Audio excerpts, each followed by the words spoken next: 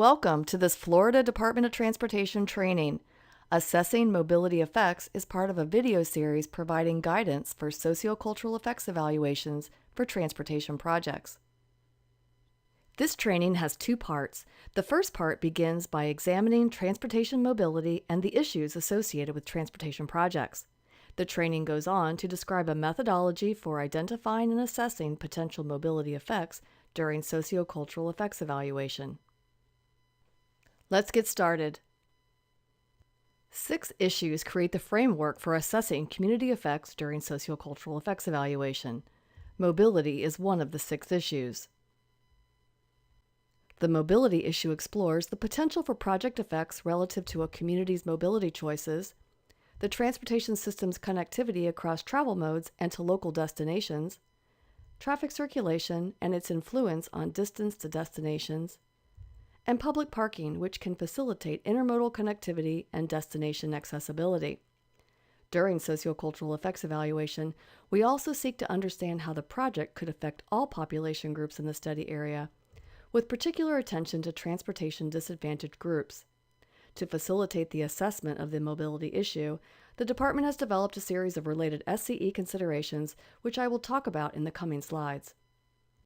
But first, I want to point out 2 important concepts that are central to the measurement of transportation quality: mobility and accessibility.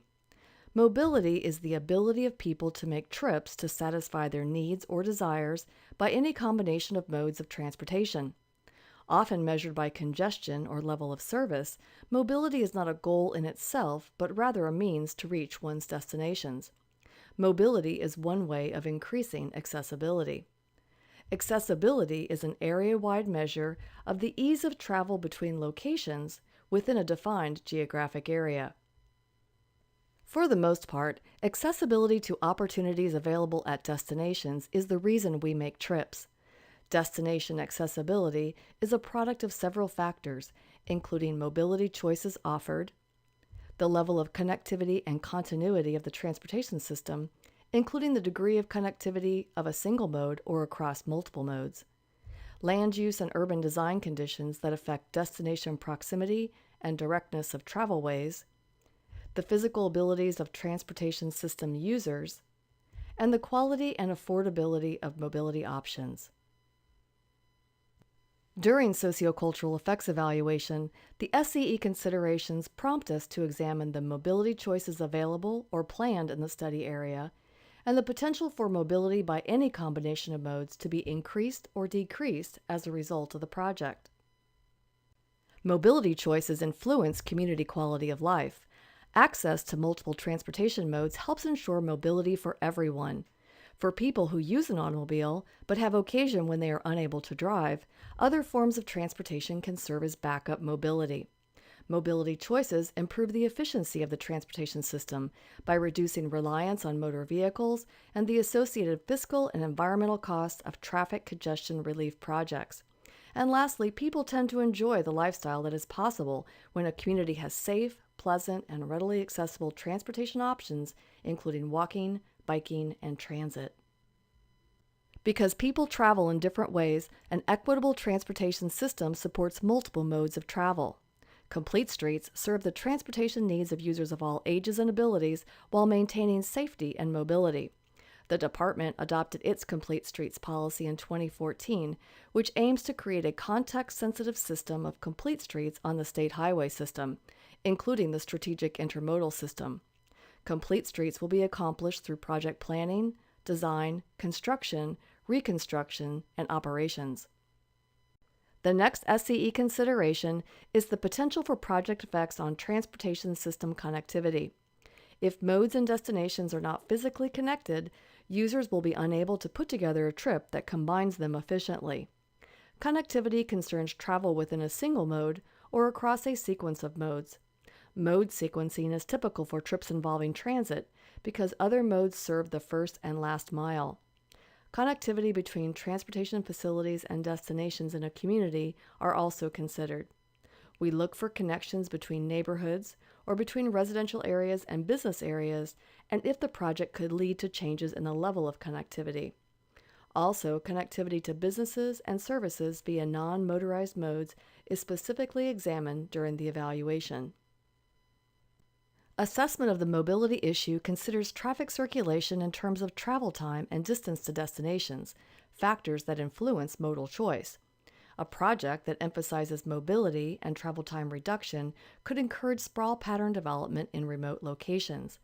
The distance between destinations is typically greater in sprawl areas, demanding more travel as compared to areas with compact development and high accessibility. Longer journeys discourage walk or bike trips, which would be a particular disadvantage to persons without automobile access or the ability to drive.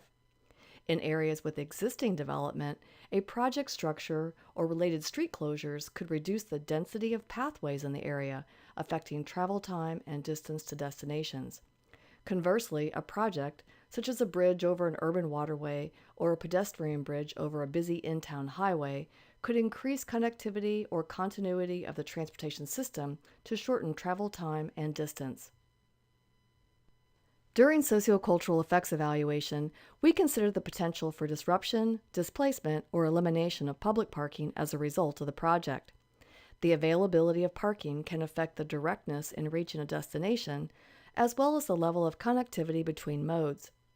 Public parking may be in the form of on-street parking lanes or off-street parking lots or structures.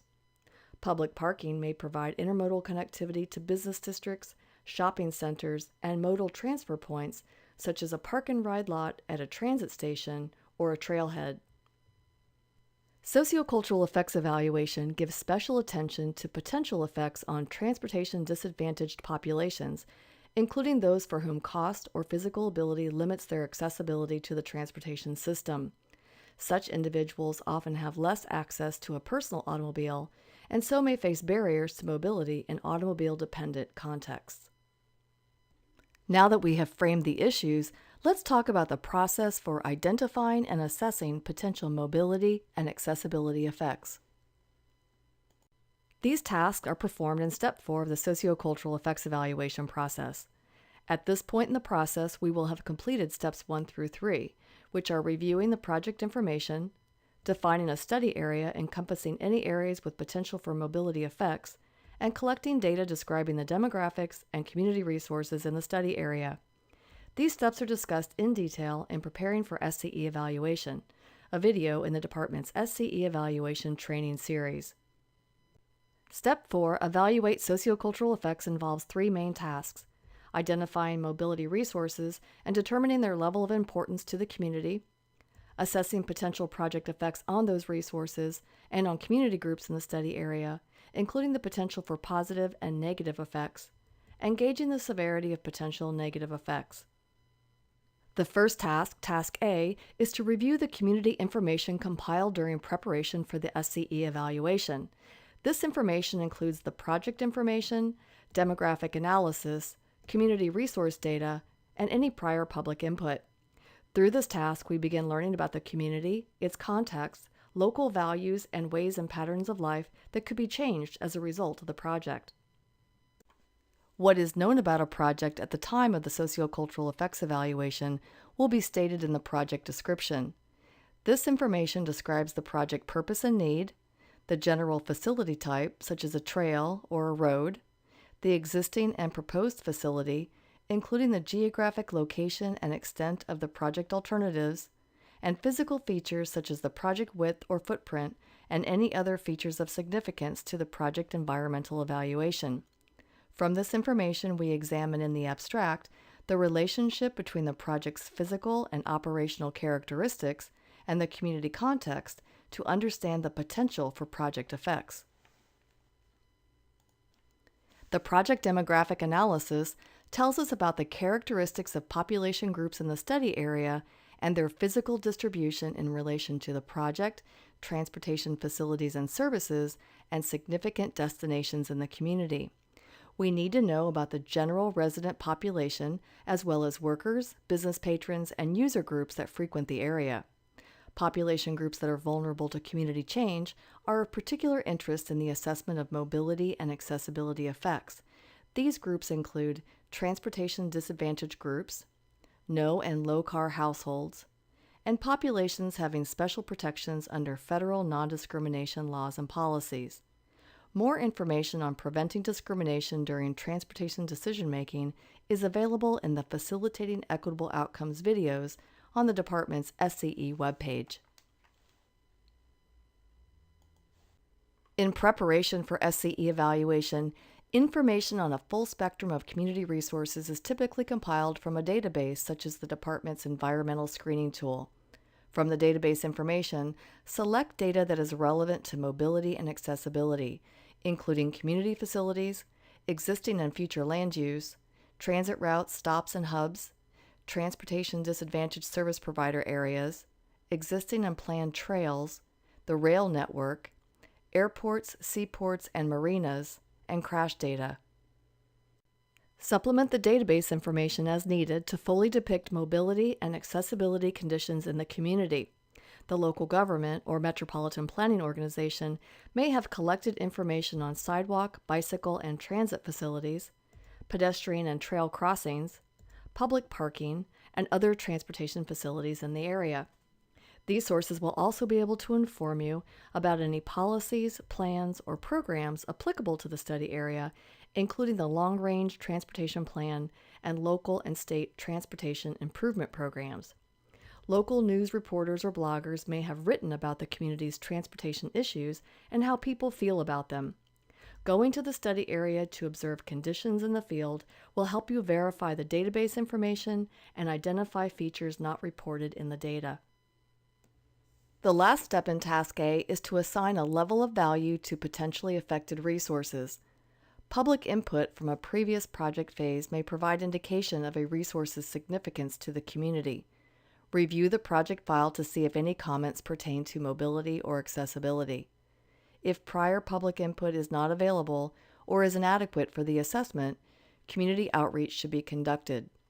Talk to neighborhood representatives and user groups, such as a local bicycle organization, to learn about how people use the transportation system and if there are concerns or needs that could be addressed by the project. Public outreach is also useful for verifying the accuracy of community resource data. Task B, Assessing Project Effects, draws from the community inventory prepared in Task A and guidance from the SCE considerations. In the project development phase, the assessment will consider the potential for direct and indirect effects, and if indicated, cumulative effects.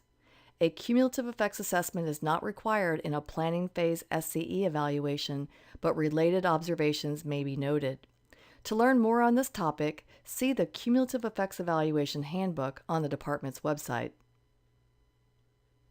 To recap, here are the mobility issue topics addressed in the SCE considerations.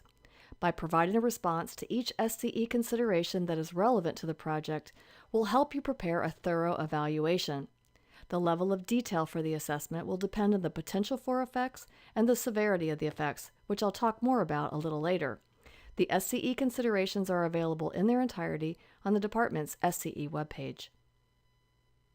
To identify potential project effects, it helps to visualize the project in its context.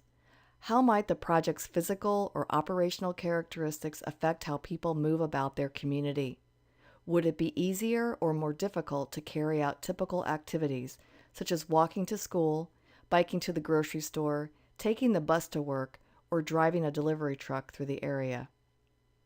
Next, identify key origins and destination paths in the study area to understand typical travel patterns. Using an aerial map and the community data, mark the locations of neighborhoods and community facilities such as schools, parks, shops, services, and workplaces. Looking at the existing and planned transportation network, estimate the level of accessibility between key locations by the various modes, and consider how the project might restrict, prevent, or facilitate those movements. If direct effects are indicated, consider if any could lead to an indirect effect or might magnify cumulative effects of past, present, or foreseeable future actions. Keep in mind that different modes are characterized by different speeds and levels of accessibility.